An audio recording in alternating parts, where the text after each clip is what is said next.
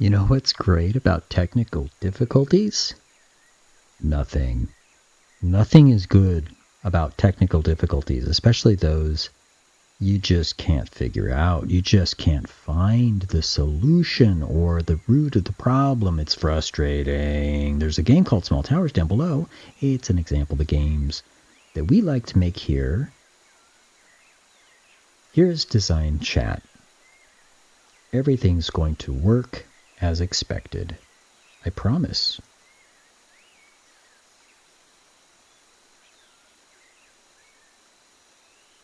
Maybe hope is a strategy.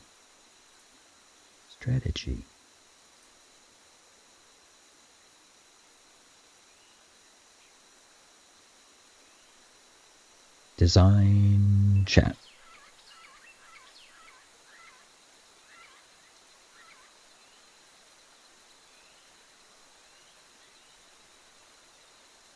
We're making a game where you're a little guy who was a square and now he's a little guy, and you run around a 2D area. You try to get into a square that is win. You can go win. But the square shrinks, so you have to get there quick or you lose. We've been making levels, and the first thing we realized is we need a border around the edge so you can't accidentally leave, because you'll get lost. If you're off screen, you can get lost really easy. So we have walls, and we use the walls in our levels now. So we have a wall, maze, and yay. So we have boundaries around the edge. We have obstacles like the walls, and that's good. Well, Design Workshop has been helping us out. And so we had the idea of what to do next after walls. And Design Workshop said, well, let's think about it.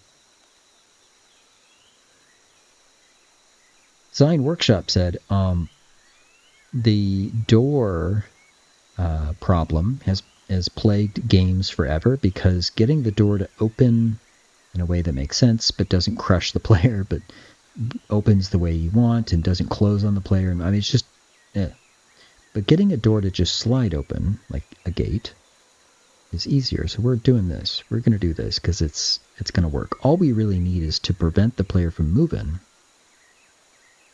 and then they can open the door. So it's really like this idea where we're thinking there's some obvious difference in the wall, and we'll have some kind of switch or button or something that changes the door so it opens, gate, whatever. In that way, we should have something new for the player because they've gone through walls and then they get into the maze, right? So let's go ahead and do that. Let's say, Let's say we have doors, and the doors will slide open, but there's like even a little crack here, so you know it's not a wall. Like, it's very clear that it's not a wall. We were thinking the shape should be different. There should be a little crack in it, so you know it could open, but it doesn't look like a wall. It's colored differently, everything like that. And then the other piece of this is the button, or some kind of something. And we mentioned in Design Workshop that some games, like Portal, have a similar thing. You have a button and a door, and they very clearly show you a line between the button and the door, which might be a really good idea, frankly. That's something we can consider, because along with what we need the door to do, it's the button that kind of matters right now. What we're going to do with the button matters. The player needs to understand the relationship between the button and the door. They are linked together. It's two pieces of one system. Player hits the button and the door opens. And the reason why we're saying that is because we can now use the button in our level design to have it over here and the door is over there. And the player needs to figure that out and deal with that. There's some really interesting puzzle situations we can do if we have those two pieces working together. So if the door does what a door does, great, done. I mean, it doesn't yet, but it will. Actually, it looks pretty cool right now. The button, we were hoping we could just use the button we already have. This is something the players already found. This is part of the normal mechanics. They have a big square they get into to win, and if they lose, there's 2 squares, yes and no, when we ask the question, do you want to replay? This is all the same stuff. It is a button, and it's the player experience we're focused on. The player knows about these buttons. This thing of getting inside a square is something they've done over and over. So we're thinking about that because that's what this should be. Something the player knows or could just understand a little bit easier, right? So if that's the case, and it is a button like that, one of the questions we can tackle is how do we represent this button so the player understands this? I love the idea of a line going straight to the door. This is direct. This looks like an circuitry, an electrical connection. It looks like they're attached because they're visually attached. I think that's good. You can also do it with color. I say also because why not just throw everything at it? We can also do it with icons. I don't necessarily like the idea of doing a word like door, but boy, that would sure be clear if they read English. If they don't, what do we do? A key might be an icon that works. Maybe.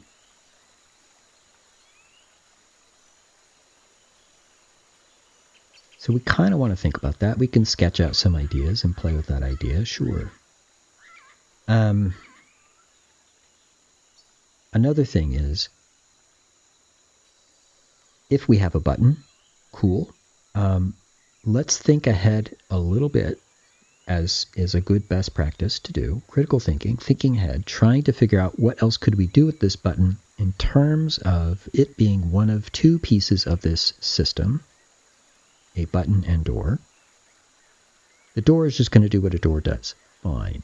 It can open. Maybe it can close. I think that's about as complicated as it gets. The big thing is it looks different and it prevents the player from moving if it's closed. That's it. So the door kind of figured out in terms of the rules of it, right? So then it's the button. And here's what I mean about the rules of the button. Because you can have a button that is like a key. You unlock the door and that's it. It is a one-time button, right? So you go over, sit on the button, door opens, and that's it. The door will never close, the button state will never change. It's just, it's been done. That's a one-time. But a different kind of trigger, and this is how we want to think about this button. It's a trigger for the door. Another kind of trigger could be one that can turn off after time. In other words, it is timed and then it turns off. It can be re-triggered at that point. Okay? So you could touch this button, but whenever it is touched, there's a timer that starts, and when the timer is up, it turns off, it resets, which could also mean, and I think it should mean, that it resets whatever it's attached to, in this case the door, so the door closes. And the third kind of trigger that we were thinking of before, there could be more, but is a toggle or a flip-flop, where you touch it once and it does a thing. You touch it again and it turns off. And it doesn't matter if you leave it alone, it'll just stay there. It doesn't matter if you come right back and touch it again, it'll just turn on or off. That's a toggle. And these act differently. A player who understands, a player will understand. We can just assert that they will understand if we maintain consistency and we somehow show them but this button is this way, and this button is that way, and this button is this way. Well, we may need to do that visually, right? Like a key would be a pretty good icon for one time. Like, because that's how keys work. You unlock the door and it stays unlocked. I mean, can't think of a better way to do that. But an icon of this would be okay.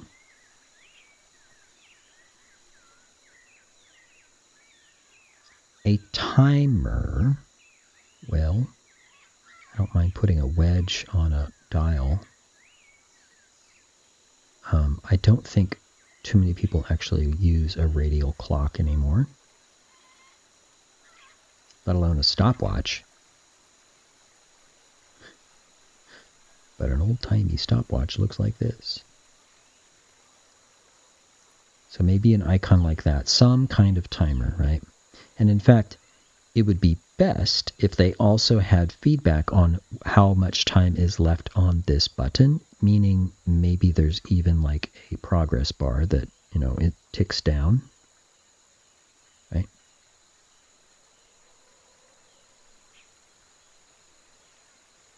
Now a toggle, well, it just needs the contrast, right, between the two states, whether it's on or off, it's a state.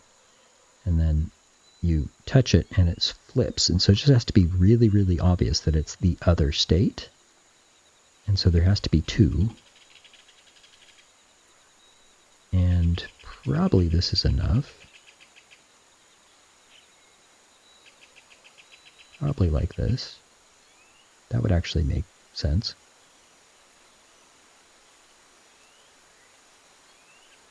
Okay, well, I'm okay with a key if we assert it and maintain consistency.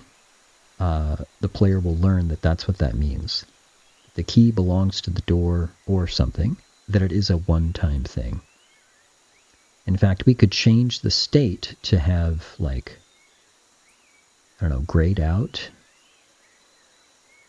maybe. A grayed out key. And that indicates that it has been triggered and it is done. Like it can't be re-triggered.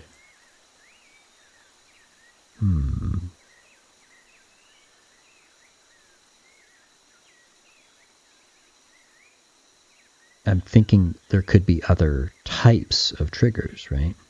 Like if you have a one time, but another trigger could reset it. Interesting. Now, is that a different kind of trigger, or is that a different other component besides a door? It's actually a button affecting a button instead. Interesting.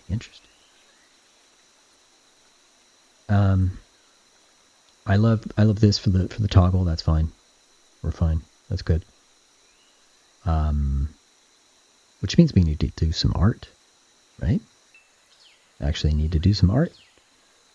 We could ask Design Workshop to do that, but I mean, we're right here in GIMP. We could totally do this, right? But for the timed,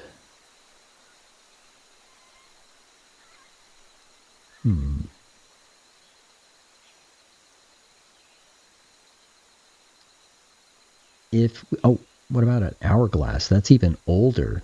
Man, no one knows what an hourglass even is, honestly. But if we did this, yeah, no one would know what that is. Nobody would know what this is. This would also be time, right? I mean, I like the idea of it being animated too. At least to say the timer is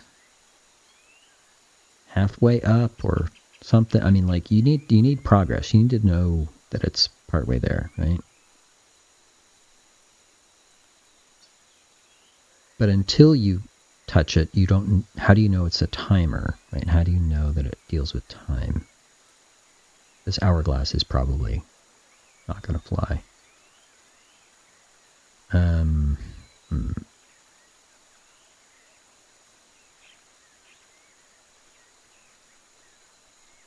I don't mind if the icon itself, like, shows, like, let's pretend we do this one, but then partway through,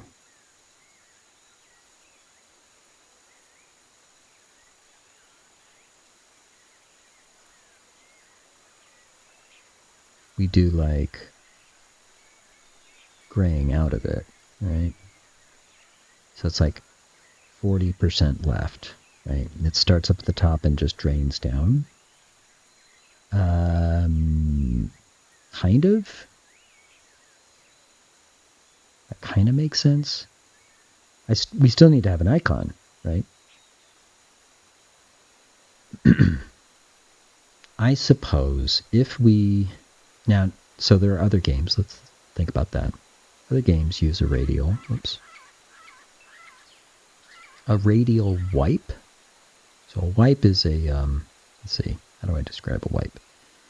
It is like a line that's going across and revealing something else as it goes, right? So a wipe cut in film, Star Wars does this all the time, and a radial wipe would be something like a circle that starts out in this, but then goes out in all directions and gets big and fills the whole frame.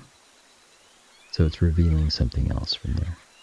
So radial... Sorry, not it. So a radial wipe timer, like Fortnite does this, would be like this. It's full, but then halfway, or let's say a quarter of the way, it's like this, right? And it wipes in a circle, clockwise, in fact. So I guess that's known. To be honest, radial wipe is more technical challenge than we frankly want to do. Let's just do a single icon. This is flipping one icon to another, in fact inverting it. This is making it gray. Let's just do a single icon and maybe...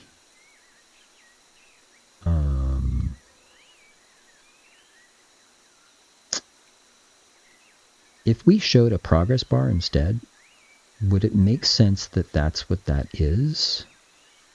That it's about time? No, it wouldn't make sense. Darn it.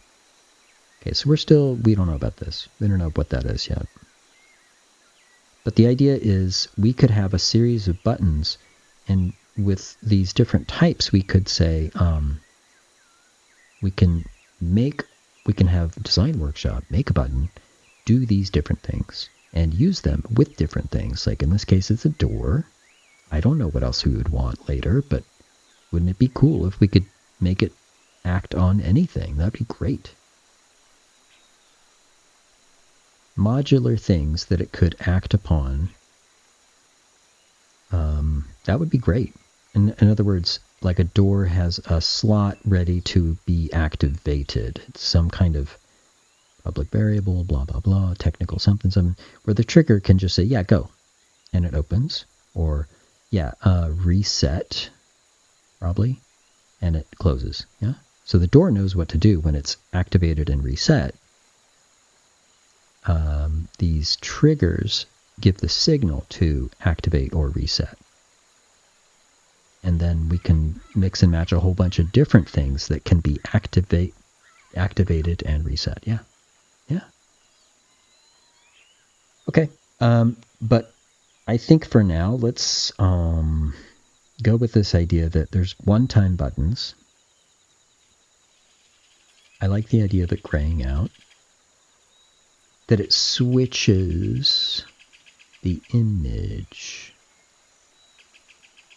Maybe it's just a series of images we need. Like this is just 1 and 2, right? A full key and a grayed out key, or a toggle on and a toggle off, right? Well, we could have a series that is longer than 2 for a progress bar. Like let's say we have 5, right?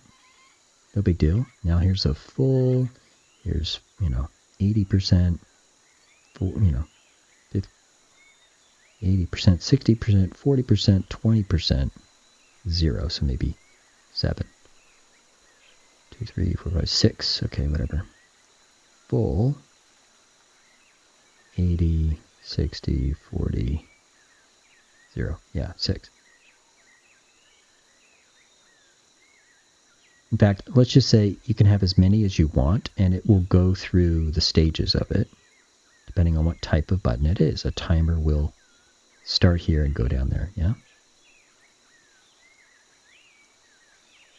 So each of these types of triggers would have different rules, slightly different rules, ending in whether it activates or resets, yeah? Okay. Let's go back to talk about this connection, though, because I do not believe the icon alone would help. In this case, like, there's one button, one door, great. But what if there's two? What if we have two doors, two switches, and the player can't tell which switch goes to which door? This line would make it super clear.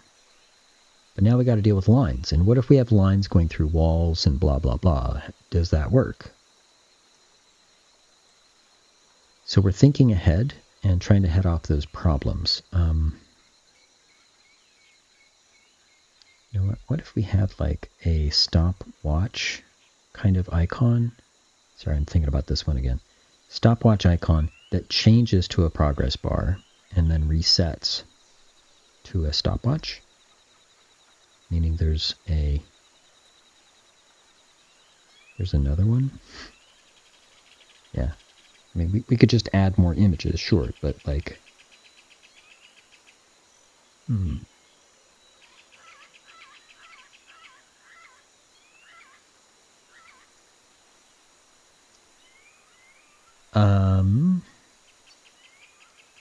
And shouldn't the triggers themselves be activated by the character, but then reset? Right? Like effectively the timer resets itself. The toggle is reset by the player as well. And a one-time can't be reset. Right? Something like that. Yeah, this is actually good. Let's think about this. There is a activation state, or an activation signal, I guess we need to call it. And there is a reset. Like each of these can be activated and each of these can be reset. So there's two things it needs to do. And we think about objects like a door that way, but we could also think about triggers that way.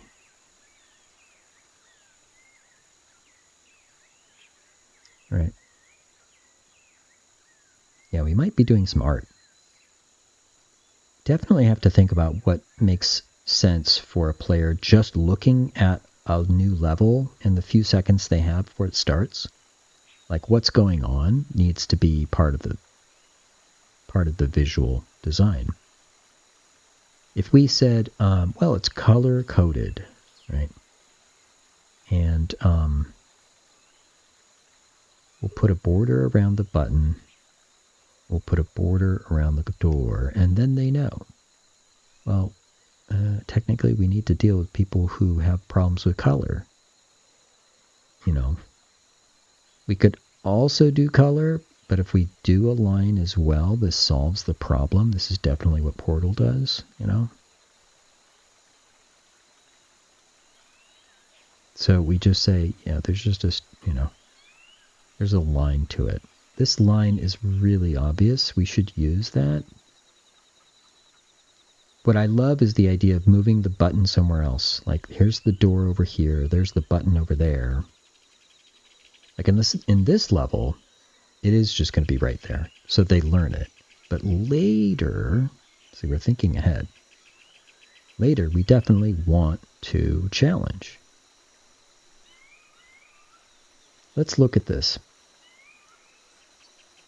Let's look at this in the game that we have. Because there is a test scene that Design Workshop set up. And it's just got the character and this door thing. And it's really will be made as a prefab just like any other maze piece. So it'll fit in the maze. That's great. And it looks like you should be able to go through. It definitely looks different. And it's got separate pieces that could be separated. That little gap is intentional. That little gap says this is, well, different, but also it should be opened, right? So when it is opened,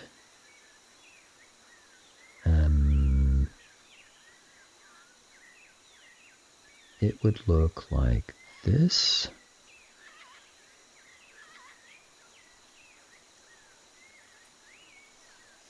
And there we go. So this isn't automatic yet, it's manual. I had to manually open the two pieces of door. But, you know, here we go.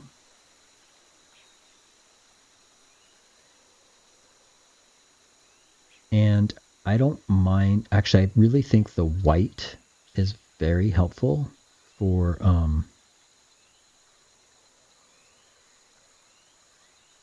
making the door stand out. The pieces of the door looking white like that. It's very helpful. So let's pretend we have a button to use as well. I'm literally just going to grab a button. Actually, can I just stop and paste? This was a trick that we did when we were goofing around before. By being in the play mode and copying something that is a prefab, what I get when I stop and paste is a copy, and it isn't actually an instance of the prefab. In other words, it's not connected to prefabs at all. It is actually its own thing, which is great. That's actually what we want. In this case, it's kind of a generic button. I'm going to call it button generic for now, because we're just playing. Does it need a label? I don't know. Call it button. And so it would look like this if it were on. Okay. Let's make the label look a little better.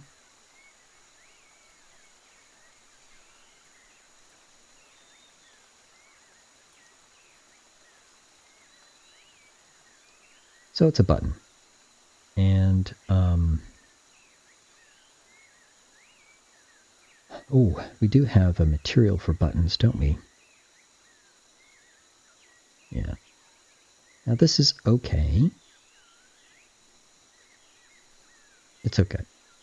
But what if we actually want to color code? Then this is a problem, right?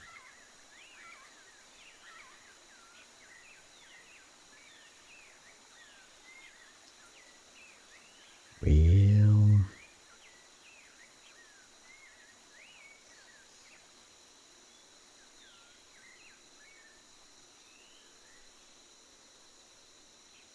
I'm going to make a separate one, same type of material, or yeah, same type of material, but just a different color. We're using green, we're using blue. We haven't used red yet.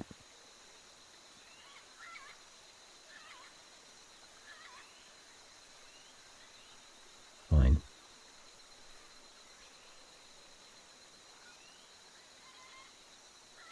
Button piece is red. In fact, let's make our text white. So it looks very different than our normal stuff. Okay. In fact, I'll make it bold. Sure. That is pretty aggressive red. Can we just tone this down a little bit? There we go. Yeah. Yeah, we'll tone that down just a little bit. There we go. Now,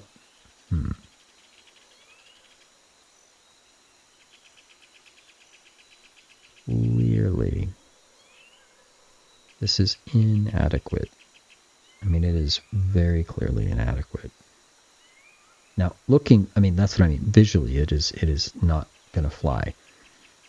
Yeah, I'm saying button. But how do I know, right?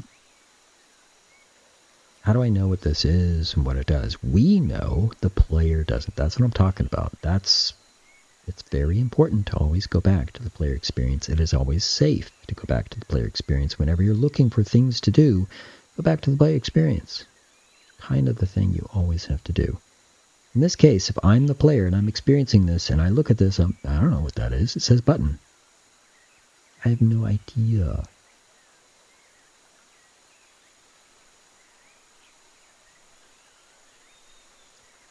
This is complaining about stuff on the button script. Is that true? Just checking it out. Yeah, the button square is a script. In other words, this really can't have that script on it. That's okay. Either it can, and we're going to modify it, or it can't, and we should get rid of it. So I'll just disable it for now. So our thing looks like this. It's got disabled button script. It's just visually something to play with, right? And I think what we're saying is, wow, do we really want to like draw lines all over the place? Because if we do, wow. If you analyze those levels in Portal, the way that they got the line to be connected to doors and other things was actually pretty tricky. Actually, they spent some time on that because it's kind of crawling up the wall and going, across the floor, and sometimes the things cross each other. Like getting them not to cross each other was part of the design, and that takes time. I don't want to do that.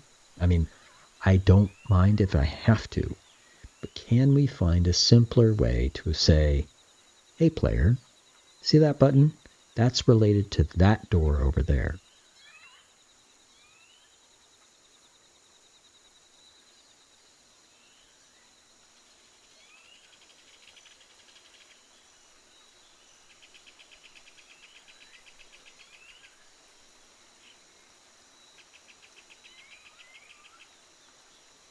So,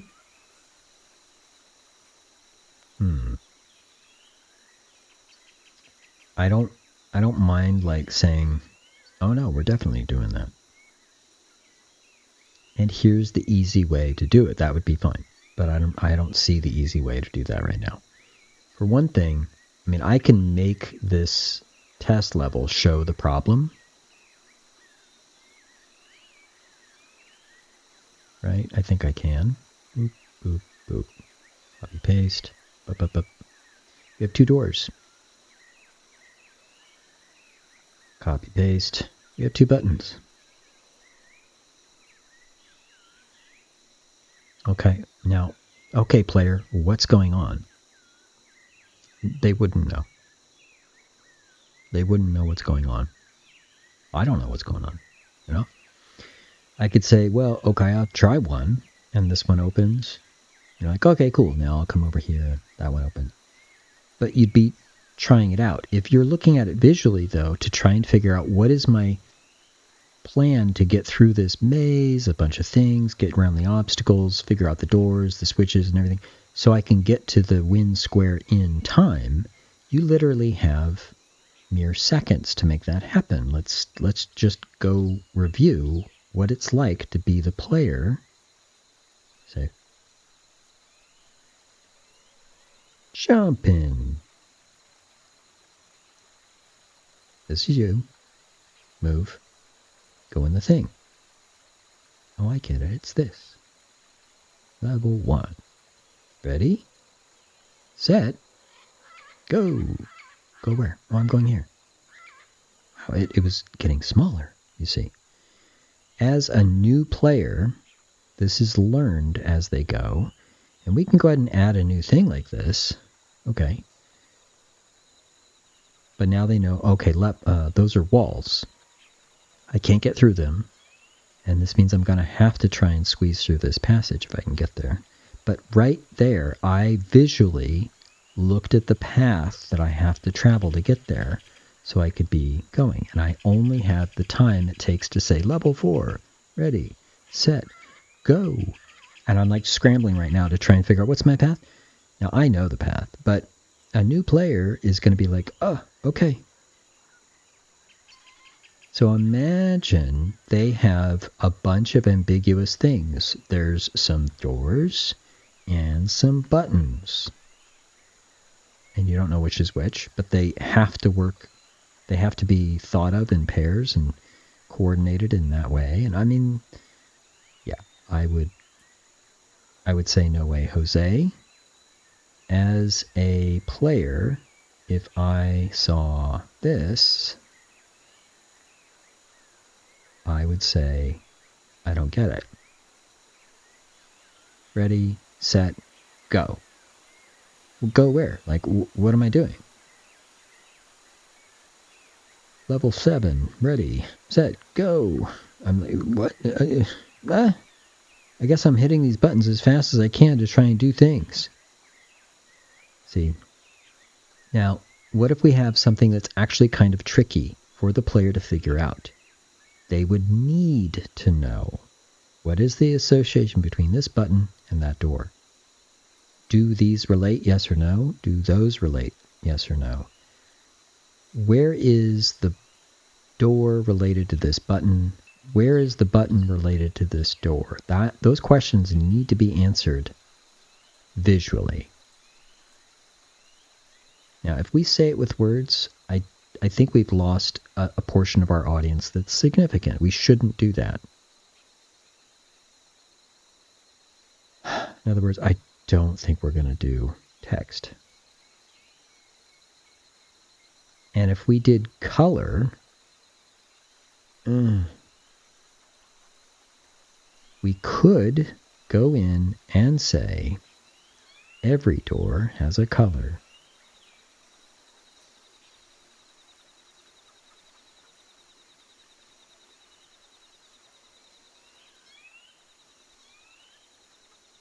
But I'm already concerned because the white looks really good to make it clear it is not a wall. The wall is fine as a gray, and this is such contrast it's easily seen as not wall, but still blocks you. This makes some sense.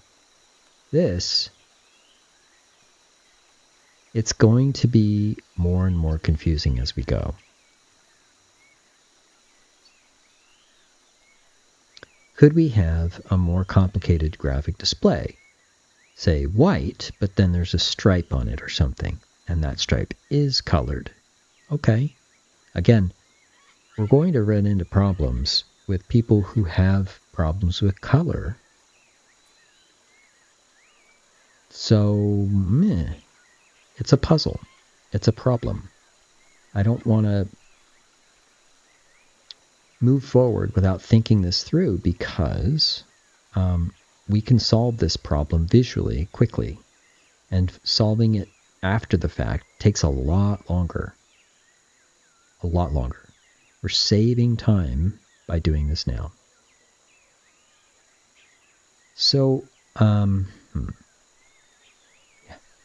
it sounds like I'm wasting time, but I'm saving time. It's a little paradoxical. So we could say, cool. Then we absolutely need lines. Let's start making the line to see what that looks like. Right? Yeah.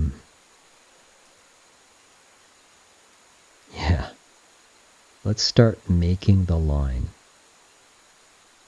You don't need a collider for these. I'll just remove that component. And let's do this. Yeah.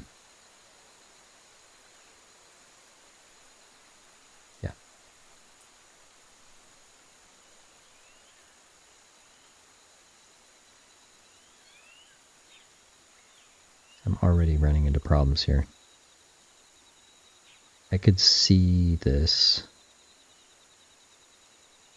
being such a... I mean, here's the thing. We already have to do this to make the wall pieces and intersection stuff. And it is time consuming, so much so that we stopped and made modular pieces to make it easier. Now, could we do the same thing with lines? Yeah. my whole thing is like, why are we doing this? Like, this kind of works, and look how much time it took to do it. This is why we're spending some time to think about it, because I'm not so sure this is good.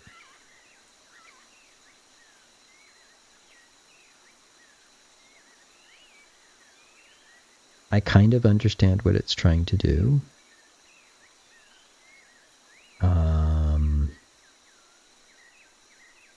Yeah. Look at all these pieces that needed to be there in order for this to work.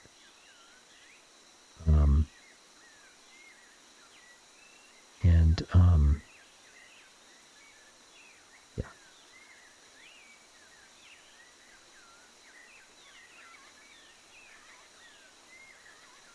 I mean, there is a case to be made to say, well, you know, that's what the player needs. Let's go do it.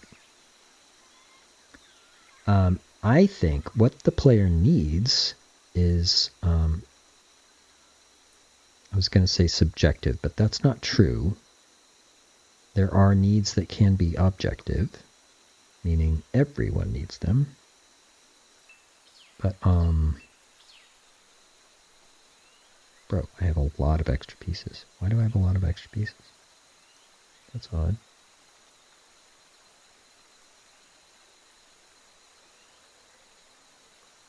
Okay. Looks like this. That took us a while.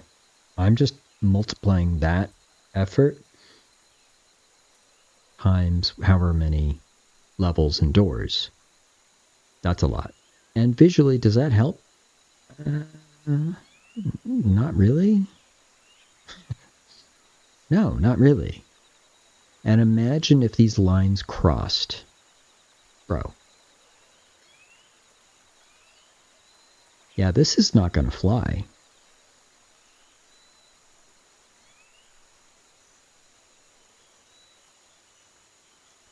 I conceptually I like the idea of the lines, and then in practice, making this is a problem.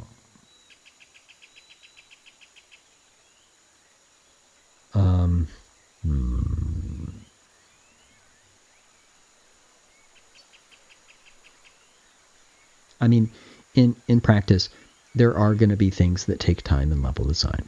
That's just true. 100%.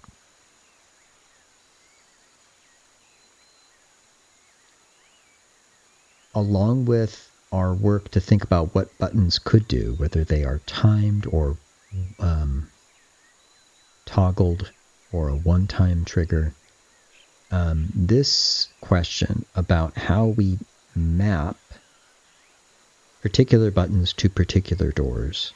Mapping is the word you use to describe what the player needs to do. They need to say, oh, this button goes with this door, and this button goes with that door. Cool, so first I'm going to go here, and then I'm going to be able to go there.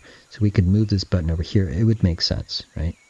But if it is like this, where we have to go through walls, and it could be one or the other, this association needs to make some sense. Visually, this makes sense. So that's a big plus. We can't ignore that. Visually, this makes sense. In practice, we got a problem. Is it a big problem? I don't know. Let's go through this here. If we have white doors and white lines, maybe that's not so bad. What if they're super thin? Is that still okay? Wow, we have a lot extra. How many extra pieces do we have here?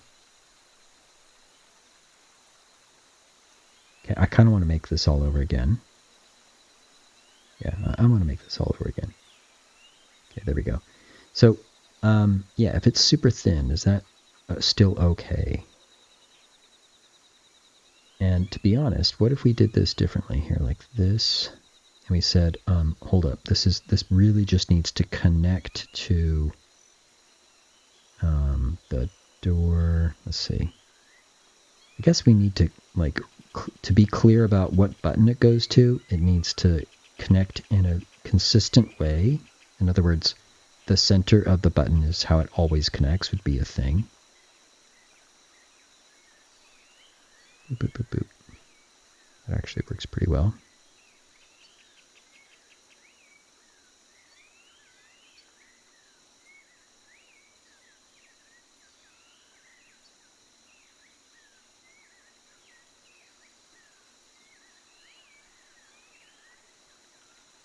Okay. I'm starting to talk myself into doing it this way.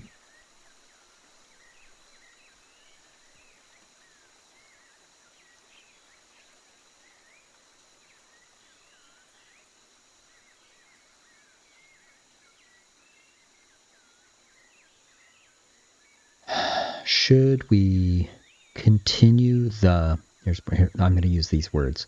Should we continue the mapping for the player so they understand visually, oh, this definitely relates to the door because look, this is actually part of the door, right? In other words, I'm going to scale this. Yeah, actually, that might work.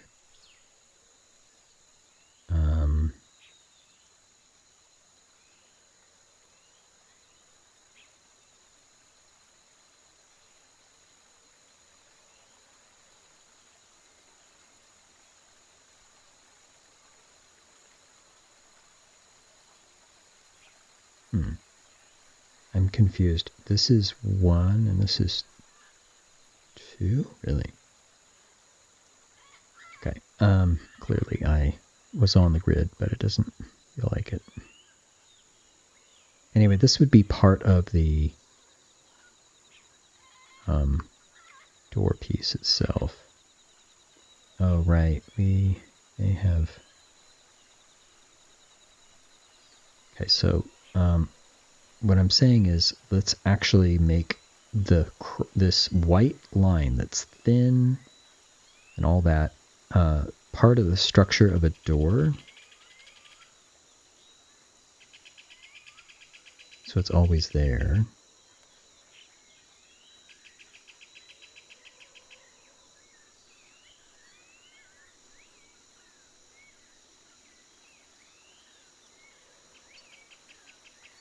And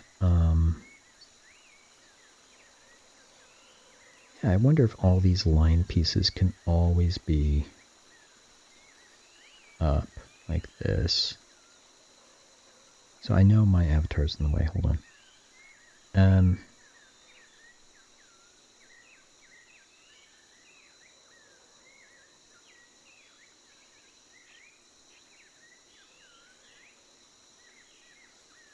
I'm starting to think this might work.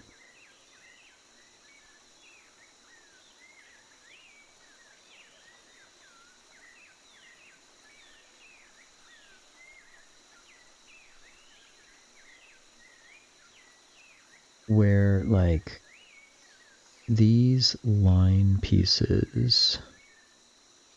Oops.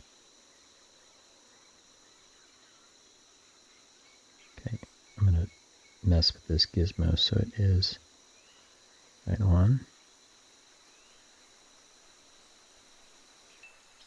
Yeah. And maybe there's only one side that connects to something, but that's part of what the door looks like, right? And there's something now to connect to.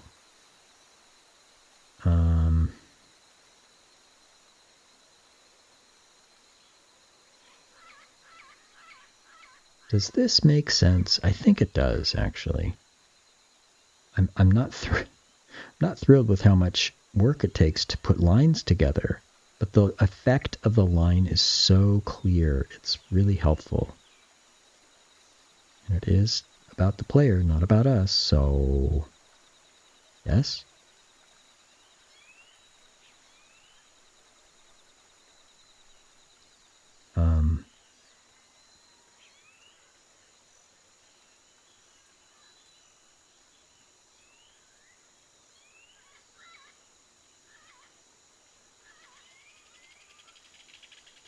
I'm just a wee bit concerned.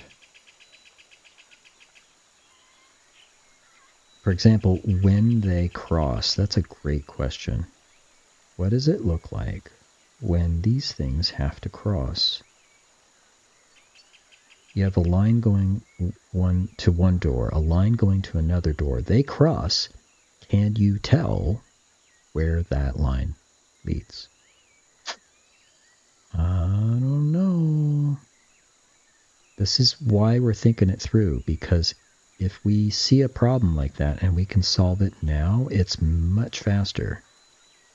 We sketched it out and saw this could be a really good solution for a problem of visually associating door to button. However, it raises new problems once we get in here and we just have to solve them. Not a big deal, but okay. It's more complicated. It's more complicated to implement. It's more complicated to look at and figure out. But is that a bad thing? That's a question. It's not a rhetorical question. It's an actual question. We should evaluate this. One of the player's needs is to be challenged. We actually want to challenge the player at times. It's true.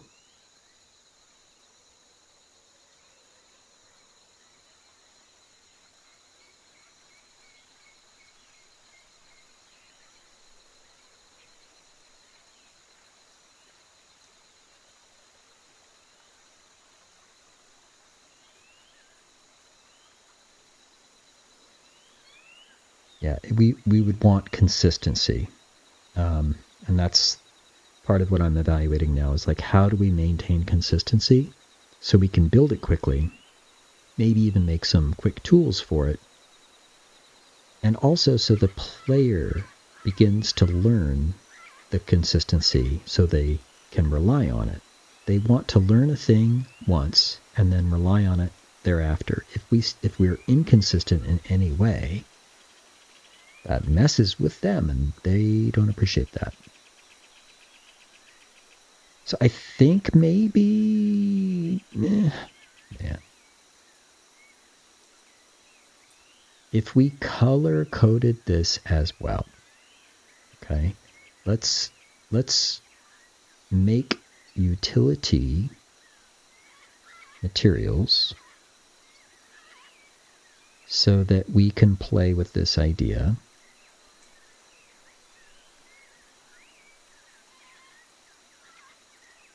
They are all unlit color, so it's very simple. But yeah, I actually liked this look. And we can do that with different hue and we'll get different color. So let's make 2.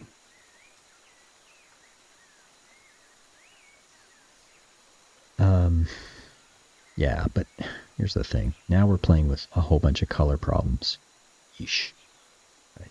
Because does the green mess with the the wind square green? I don't want it to. I don't want it to. I don't want them to compete. I want them to be totally clear.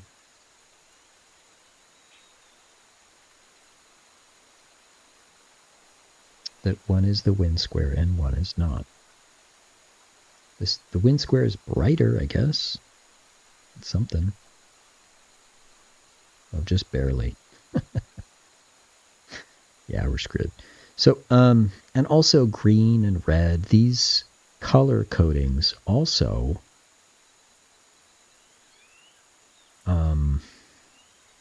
yeah, this may not be a good idea. They also suggest stop and go and other things. I mean, oof. In fact, a red button could mean, yeah, this is the thing you activate with. Or it could mean stop. Or even danger. Yeah, actually, color coding could be a real problem. I don't mind making utility colors, but, yeesh. Thinking ahead, right? Our goal is to decide if, we can see a solution that we can move forward with without problems later down the road.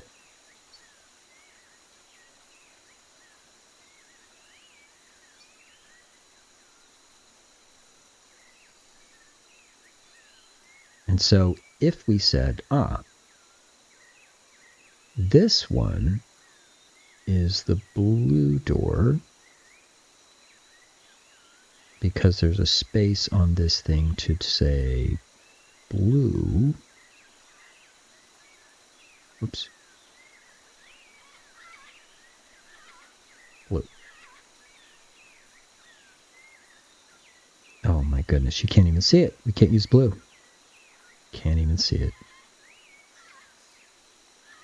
Well, we could put contrast on it and make it white and blue, and oh my goodness. Right.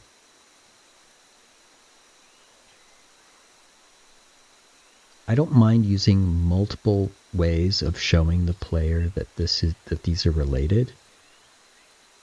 But I definitely, if we're going to go down that road, I need to know what those are and that they are not going to cause a problem later. Right? I don't mind this visual mapping. The white works really well because it says this goes to the door. This is an active piece. This is special. It's white. It makes sense that this is also somehow active and connected. Okay, I can kind of get it. Can I tell what's going on when they cross? Let's test that theory. Oops. Here's a line. It crosses. Can you tell what's going on? Only because they're straight, and we can say, well, if it's crossing, then, no. That's not clear. That's not clear at all. There's like one thing we could do. We could say, but there's a special piece, and here we are just adding more and more and more to it. But like, yeah. What if we say, but there's a special piece that helps you see where this goes. And so, even though it's crossing, it's real easy to see because,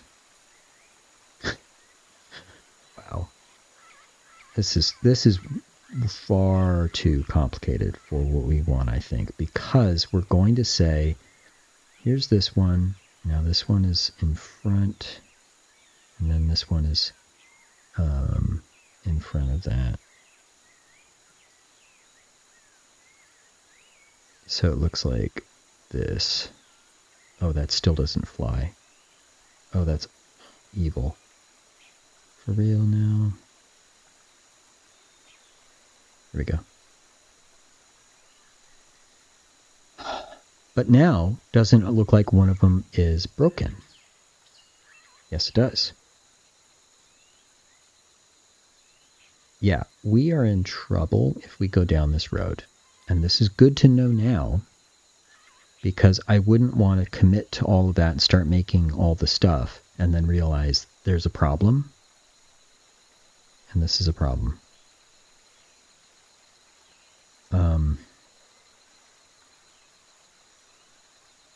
Are we going to abandon the line idea? I think so. I mean, either that or we very carefully never cross the lines. If we very, very, very carefully never cross the lines, that limits what we can do with these, actually. Right?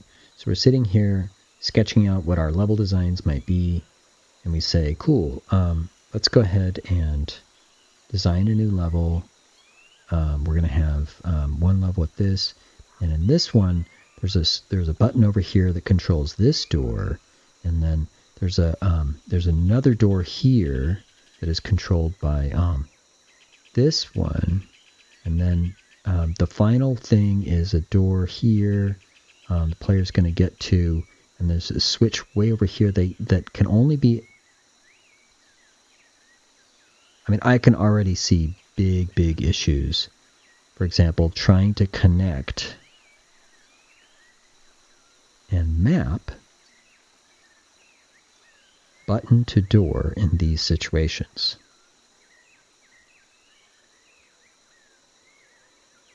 So that the player knows what's going on. They're trying to get here. They start here. They see all this and go, what the heck? I'm purposely trying to find a situation that would be a problem so that we can work out the problems. I'm not trying to say we can't do doors and switches. I'm trying to say this is a problem we need to work out. And once we do, then we got buttons and switches and everything's cool. Right now, it's not exactly cool. It is not exactly cool. I think what we can do is trust that we will get something that will be okay. Here's a great exercise that helps us solve these problems. Pick a hero situation, a situation in which the problem is pretty severe. The hero shot in movies would be the most intense shot or animation clip or most intense thing that we want to achieve. Let's go for it. And when you do that, then you are learning all the pieces that you need to do for the other things. So for example, if we say, well, we're doing this with color.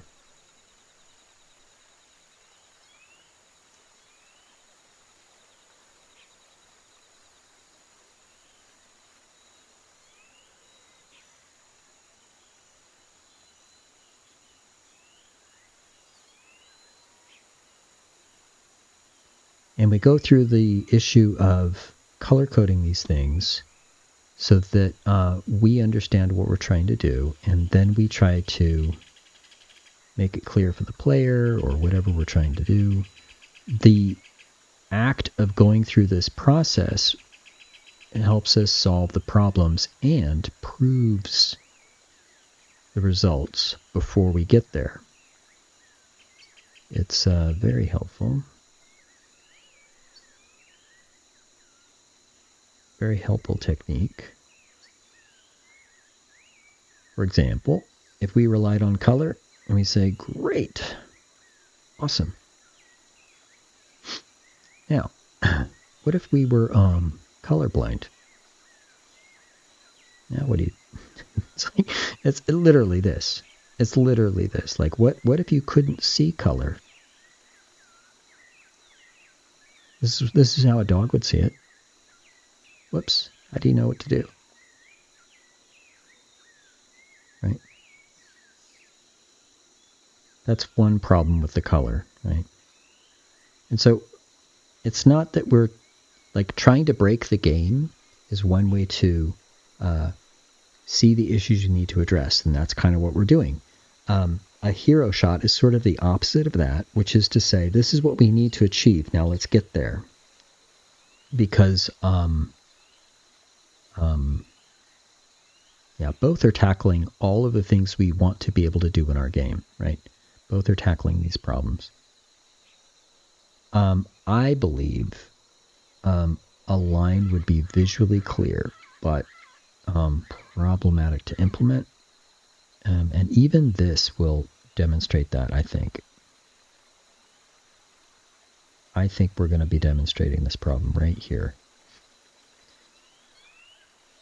I mean, I'm having a little bit of a puzzle figuring out how to draw these lines right here on paper, which immediately outlines the problem that we're talking about in level design. For the player as well, I just had to cross. I just had to cross that. Could I bring the blue line around like this? Yeah, I guess so. Could we assert that we can never cross? Yep, could totally do that. And say that because of that, I'm going to start with the, I don't know, green. We'll start with the green one because they're close enough. I'll do that. And then I can do the red one. And they are not crossing, so I'm still safe. Right? This is how I would construct the level. And now I say, oh shoot, I kind of want to do the blue, but I need to go around because I can't cross. This might be something we need to do. Oh wow, look at this. It's going to go through the door with the green. Wow. Yeah, see? We would really, really, really need to. Oh boy. That's what it would have to be. And of course, again, you can't see color. What do? At least now, if you couldn't see color, you would have a line. We would have to never cross lines. Okay, so if we did lines, we could never cross them. All right. Well, I don't know that we came to definite solutions on much except for the idea that icons can be helpful for our buttons, that we might really like to have these different types of triggers, that the door mechanism seems to be just fine, but like the door, anything that is activatable will be activation and reset, including buttons, I think. I think everything is going to be activatable and resetable. I think, except a one-time button, I suppose. Like maybe it just ignores the reset signal. So icons, activation and reset, and maybe these different types of triggers. Otherwise, go to town and make the door happen. These are our marching orders for Design Workshop. After that, what we do in level design to really make this clear, I am not sure. Because according to what we just looked at here, this is time consuming and not necessarily as easy as it could be for us in construction, maybe not even necessarily as easy for the player to decipher once it's in place. I don't know. It's hard to be sure about that, actually. One could argue for what we're trying to do with the lines pretty easily because it's super common, actually. Portal did it, for crying out loud. But that doesn't necessarily absolve us from looking at the problems that are about to pop up, because we're going to either run into the problem when we're there, and we might need to undo a lot of work and redo it, or we can figure it out now. And I think the less time-consuming thing is to figure it out now. So while we don't need to figure out this right now, we have other things that are going to be online before then. We have a little bit of time between now and then to figure out what this should be. And I think that's good to give ourselves some time, yeah?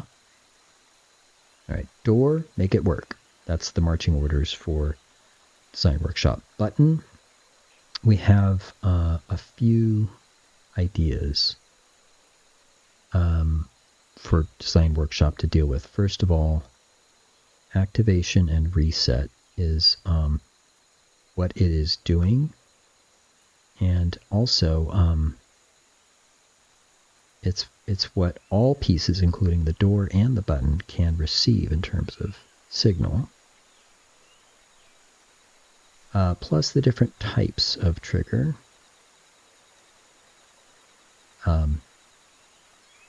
These are things that Design Workshop can work on. And I'm sure that's going to be That's going to give us plenty of time to figure out how to map these things together. Answering this question about mapping between button and door is going to give us more marching orders, but for now, door open and close. Yeah, we know what to do with the door.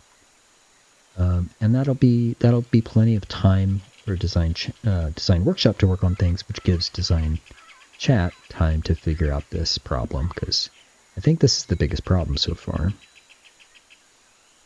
This looks so much more complicated than what the player has seen so far.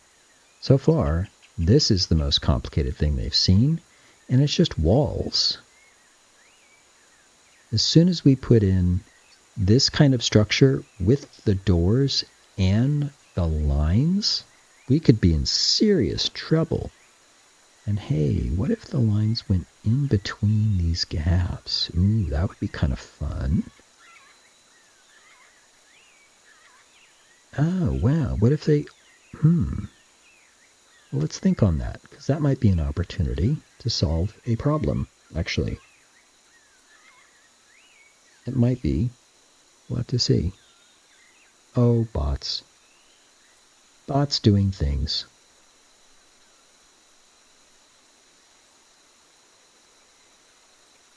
This ape kind of likes to make games. Notice that?